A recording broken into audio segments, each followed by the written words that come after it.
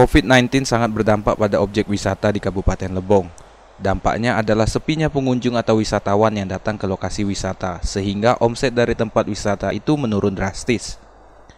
Anjlok 100% anjloknya, bukannya 50-100% anjloknya. Ya, kalau kerugian itu tidak bisa diomong aja lah. Ya. Banyak saking apa tuh ya, masalah corona tuh. Pertama ekonomi orang mungkin kan karena tidak ada. Yang kedua tidak boleh keluar kan. Kalau lihat dewe jam segini satu pun belum ada yang datang.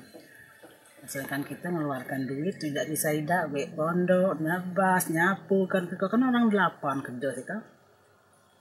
Jadi zaman tidak bisa tapi itu kan tahunya tiap bulan nak duit. Gitu. Sampai saat ini belum adanya surat edaran penutupan wisata dari pemerintah daerah Kabupaten Lebong. Pengelola atau pengurus objek wisata yang masih menunggu surat edaran mengenai ditutup atau tidaknya objek wisata ini pada Hari Raya Idul Fitri. Rega Saputra melaporkan.